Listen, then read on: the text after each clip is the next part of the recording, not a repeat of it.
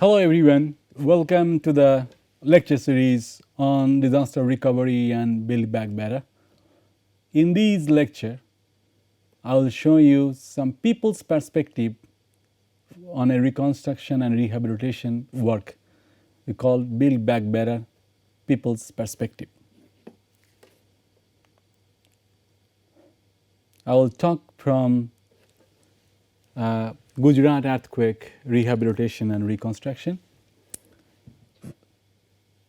In 2001, there was a big earthquake in the western part of India, in Gujarat state, particularly in Bhuj region, which is a population of 1 million and 28% per square kilometer. Literacy rate at that time was 57%, and it has a area of 44,000 square kilometer. So on 26th January 2001, there was an earthquake of 6.9 Richter scale according to Indian Meteorological Department. The epicenter of that earthquake was northeast, 20 kilometer northeast of the Bhuj town, okay, and the tremor and the effect was felt 1,500 kilometer radius from the epicenter. And approximately 20,000 people were died, and another 1,60,000 people were injured. And you can see the asset loss due to earthquake. Housing sector is one of the most affected area. Estimated damage assessment for housing in Kutch was that there were 2.5 lakhs houses, buildings, residential buildings were partially damaged. 1.28 lakh residential buildings were fully damaged or collapsed. Total damage was 3.79 lakhs. Human life lost was 20,000 around. Seriously injured 20,000. Person injured 1.66 lakhs. There are also lots of cattle death. Here are some of the picture of Gujarat earthquake. You can see the devastations that happened there, and you can see it was everywhere. The devastations you can observe through these pictures, just for your references. Here is also some more in the villages, remote areas, also in urban areas. So after the Gujarat earthquake, the Gujarat government declared rehabilitation and reconstruction policy. We are focusing here at the housing sector, residential buildings. There were mainly two packages were available. Package one is that relocation of completely damaged villages, or like if there was a damage of more than 70%, buildings are affected, partially damaged or fully damaged, then this village will be relocated to other place. Of course, it depends on the consent of Gram Sabha, the local government there. And there they will build earthquake resistance infrastructure facilities, and the state government will provide layout design, technical specifications, compositions of material, ingredients for the reconstructions, and the minimum contributions. If any NGO is going to adopt a village, their contribution should be 50% of the total cost. This is basically for the relocations. The other package was given for in situ, and that is that if the village is partially or completely collapsed, devastated, damaged, then if the people do not want to relocate to another place, then it could be in situ development. And if the owners of the buildings, the citizens, they want to build their own house, then government will directly provide them financial assistance. In case that assistance will be given directly to the owners, 50% of the cost. Before that, there will be a damage assessment carried out by a team of government, and the allocated money will be given in 3 phases. First, just after the sanction of the project, they can get 40% of the, around 30% or 40% of the money. You can see this graph. And then when you finish the plinth lintel level, you get another 40% or 35%. Then the rest of the money will be delivered, the assistance, after the completion of the entire reconstruction. This is the category of different kind of assistance. Okay, like for the landless agricultural laborer, the house that will be built, plot area would be 100 square meter, and the construction area would be 30 meter.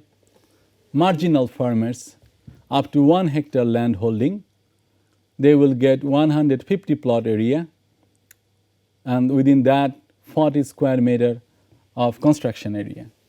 The small farmer between 1 to 4 hectare land holding and others, they can have 250 square meter plot area, and the construction area will be 40 square meter.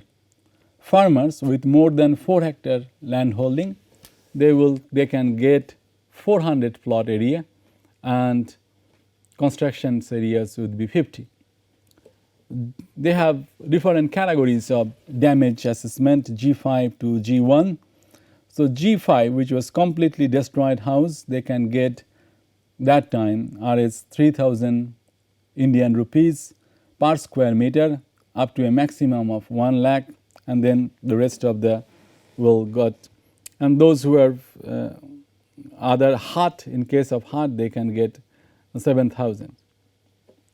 So actually, one of the objective of Gujarat Rehabilitation and Reconstruction is to build people-centric reconstruction and rehabilitations. The program should be people-centric. Now, the 2 package we mentioned here of rehabilitation and reconstructions, from that different approaches of rehabilitation and reconstruction may emerge.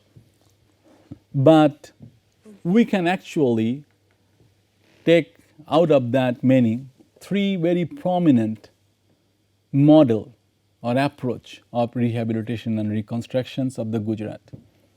One is from the package 2, that is owner-driven approach. In that case, the villagers decided to build their own house, they will get the money from the government and they will construct their own house. Okay, so they will get an assistance, and government will help them to install, rebuild physical and social infrastructure, and the owners, they will construct their own house by getting assistance. They can also contribute their money. This is we call owner driven, and also there is a kind of NGO or contractor driven approach that can be 2 types. One is product centric approach and people centric approach. This product centric approach, where it is done by the NGO itself, is mainly NGO driven or agency driven. People centric approach is more like a collaboration or partnership between people and the private agencies or NGOs. So we have total three categories of models: 1, 2, and 3.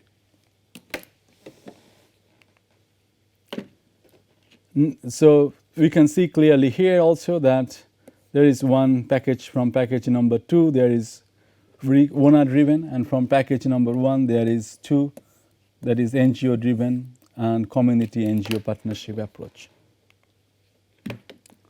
What they have done in Gujarat, post disaster interventions, they RS 1 lakh was made to the next of kin of each of the deceased person.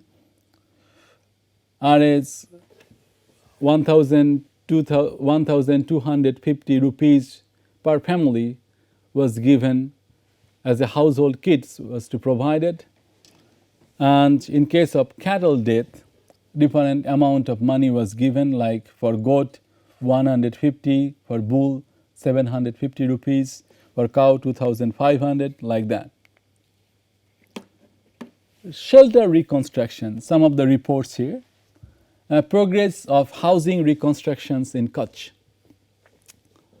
Number of total destroyed houses was 1,56,000, a little more than that, in Kutch area. And that was planned by the NGO was around 50,000. Among them, the under construction house right now, that time 2003, was a little more than 6,000. Completed almost 40,000, little less than that. Self-construction, that is owner-driven basically, is around 96 to 97,000, and the total houses constructed was 1,35,000 that time. In the mode of reconstructions, NGO constructions, you can see that even in case of NGO, mostly it was 56% was in situ, but it's a great number of also relocated house. In case of owner driven or self-constructed, majority are in situ development. Only 22% is relocated buildings. So total 102 NGOs, 100 NGOs were involved working on reconstructions. 65 of them have been a part of public-private partnership program, and 37 out of them is working as independently without much collaborations with the local people. 82% of work of the total requirement of housing by 2003 were reported as complete. 96,000 or little more than that was owner driven or self-construction house under the category of G4 and G5 damage category. And out of that 96, 31,000 NGO reconstructed house. Okay. Oh, sorry, another 31,000 was NGO reconstructed house. Now, what was the variation in the rooms in case of new houses? Is it increased, decreased, remain same? When NGO constructed, increase is around 20%. What they had before, they received more built up area, okay, or rooms. That is 20%. Most of the cases is same, but also significantly 27% compared to 20% increase, that decrease. Okay. Whereas in case of owner driven, it didn't increase much, also didn't decrease much. It remains most of the cases the same, the total area. Use of reconstruction house. Are they really using these houses according to Avian survey in 2003? NGO houses are almost also very significantly people are using. Owner driven, of course, but NGO driven also some people are not using, around 20%. Area of NGO constructed house, you can see this table, mostly from 200 to 350. This is around 50% or around 60% of the total stock, and this is from 350 to 450 or above.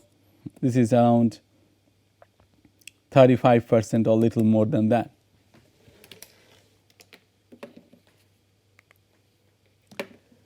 What was the level of satisfaction according to the Avian's 2003 survey, an NGO called Avian? That NGO, 80% people, those buildings were constructed by NGO, 80% are satisfied. And in case of owner-driven, 91% were satisfied. The status of school, mostly regular, and some are irregular, of course. And here is also the list of cost of one unit in RS per square feet by NGO. Okay.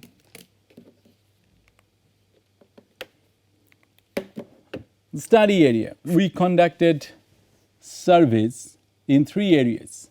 I would like to show in different approaches and models and their case studies. One is NGO agency driven approach in Hajapar. That is 52 kilometers south from Bhuj. Area is of the village is around 4 square kilometers in total, including the agricultural land. Population is 720, household size is 6.5, literacy was 35%.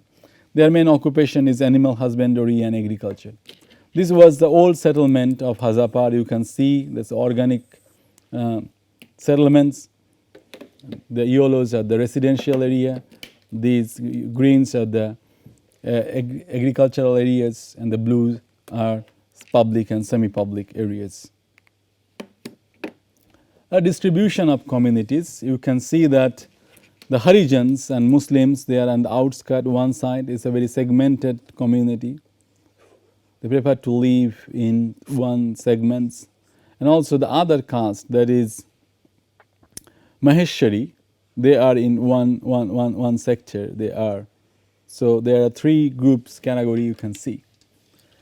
The electricity line, educational facilities, 1 primary school, health facilities, 1 health center, panchayat building, and 2 temples and 1 mosque were all destroyed.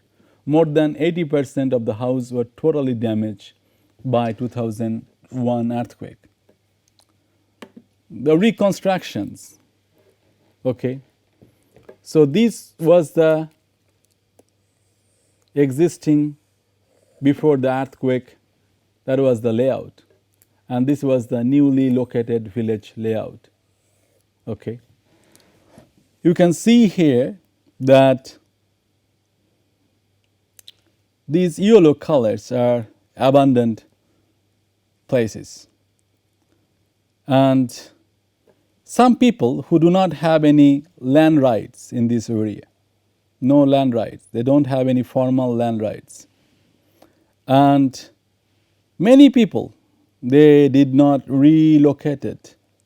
They developed built their own house in their own.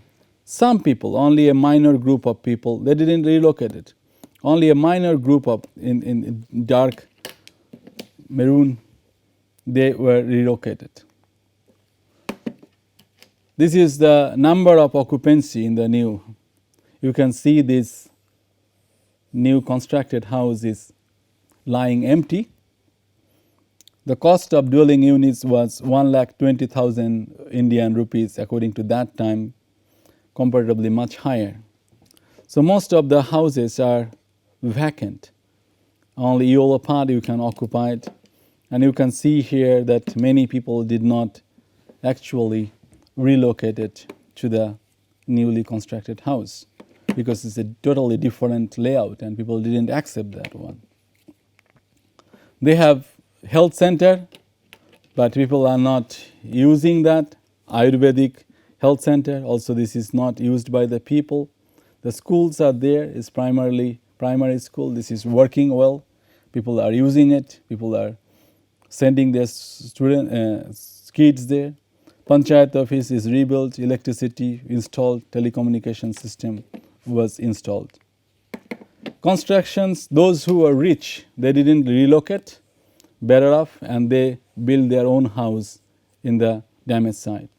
Some people who didn't have the land tenure rights, they constructed temporary houses or got a temporary houses and remaining there. They were not included into the reconstruction projects, and the newly constructed projects remain unoccupied because these people were prepared to live together. They didn't like this new iron grid pattern of layout. It was done by the Hindustan Benevolent. There was no training program, allocation of financial assistance given to the NGO directly, and decision making. Villages were not involved into the decision making process. Government has provided the land for new site. Villagers didn't share any part of that. No contribution for the villagers financially. They didn't contribute any labor for the reconstructions. Building materials, all building materials for these reconstructions were locally available building materials. Contractor bought the building materials from outside. Entirely designed by the NGO without any involvement of the people. And it took 1 year, 22 months to finish this project. Women participation was not there. And cost was Rs 1 lakh in case of 40 square meter dwelling unit and Rs 80,000 in case of 30 square meter houses. And organizations, NGO and Sarpanch monitored the reconstruction work, but majority of the decision was taken by NGO. So what we see here that no utilizations of local resources designed by the NGO, no training program, NGO decide every aspect, very weak organizational setup, and absence of ownership right. People refuse this one, and absence of monitoring also. As a result, this project was very high cost and took some time, but it was mostly that socially not accepted. It was rejected by the villages.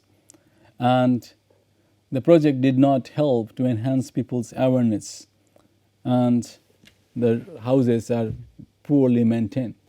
So actually that is increasing their vulnerability, okay? Mistrust between communities and NGOs and lack of educations.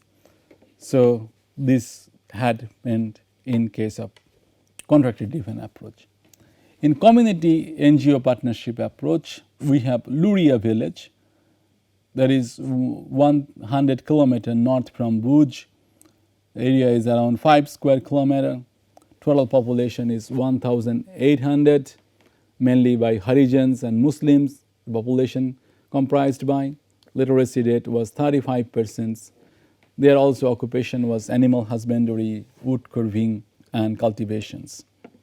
You can see that most of the people are involved in cattle rearing and wood carving. So 50% of them are in cattle rearing and animal husbandry, and some are also involved in agriculture, around 20% of populations. Okay.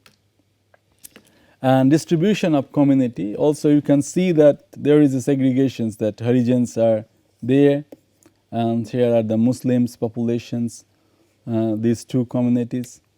And it's a poor community basically, around Indian rupees 2,500 to 5,000. This share the entire pie, almost 90%. So electricity supply, educational facilities, one primary school, they all were devastated by this earthquake. Here are the detailed extent of damage of the houses in Luria village.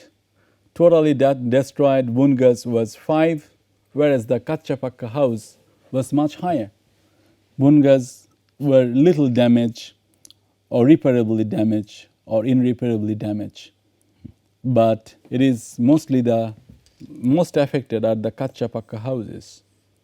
See, whereas it is only 5 to 7. Okay.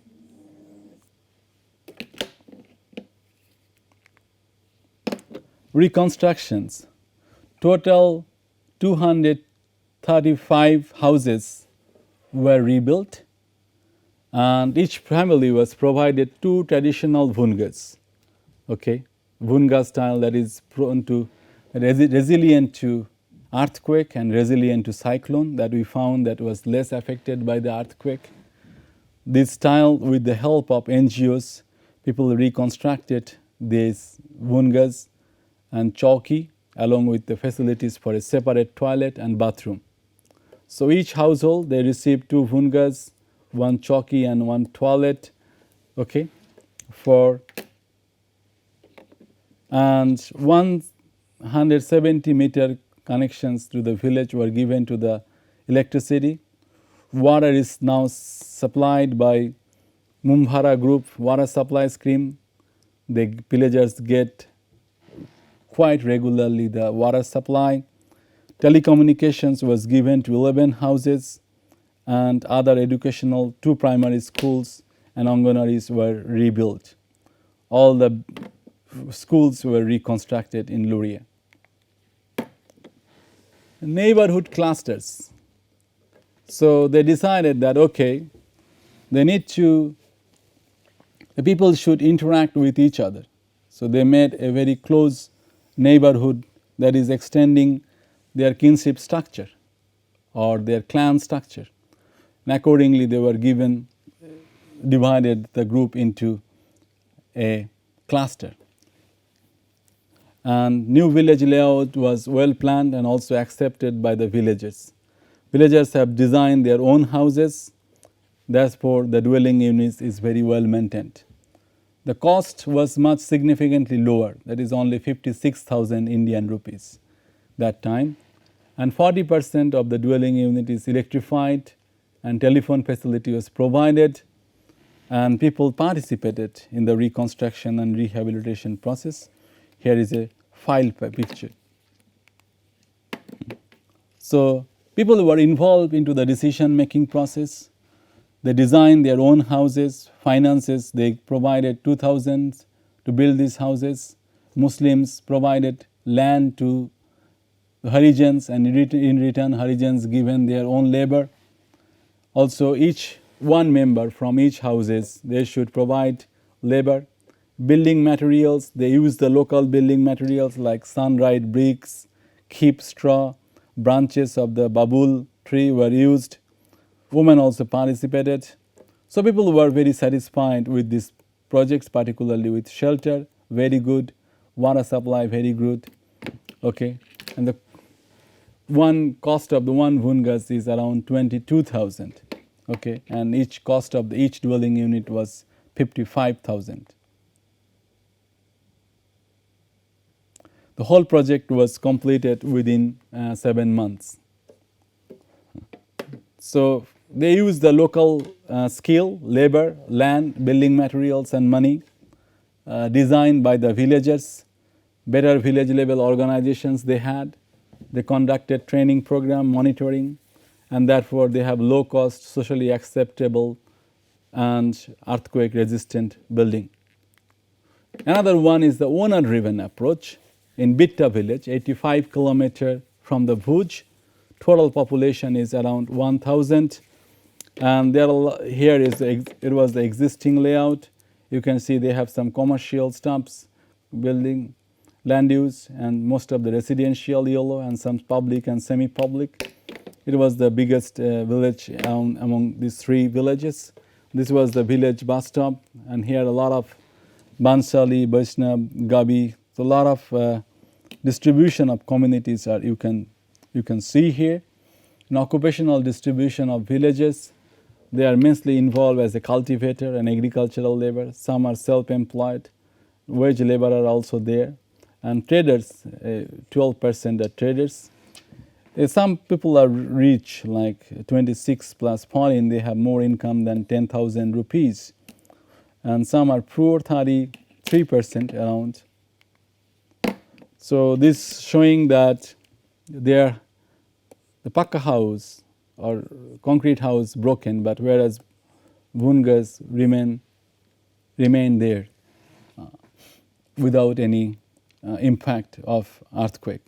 Here you can see the damage level of the houses, those partially how they was affected in different category, and educational facilities were done, health facilities were done, panchayat. So people received money from the government and they reconstructed their own house. They also added money into it. Here is a Thakkar house built after earthquake.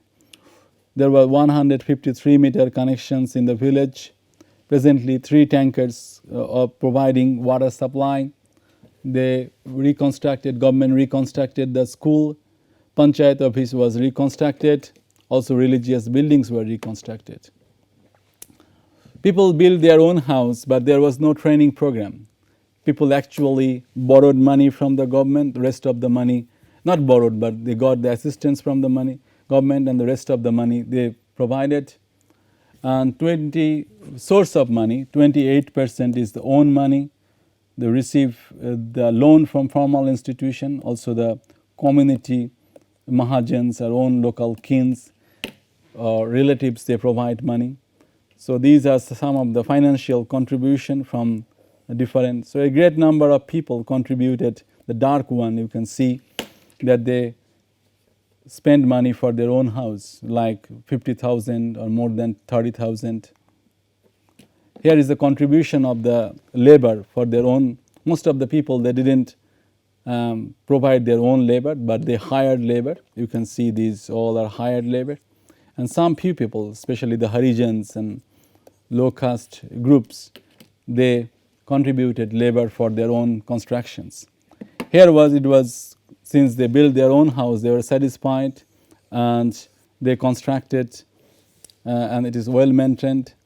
And most of the houses by 4 months to 6 months, 50% reconstruction took place.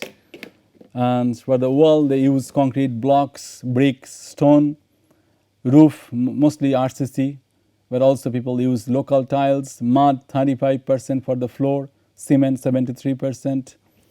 The cost, it varies from owner to owner.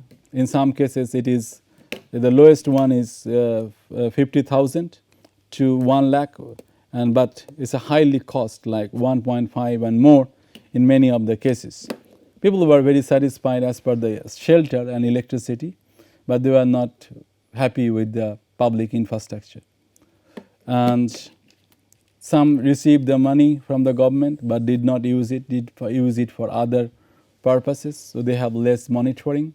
And upper class people are very less, but they receive more assistance from the government, whereas lower class people, they are the majority in numerically, but they receive low assistance according to some survey.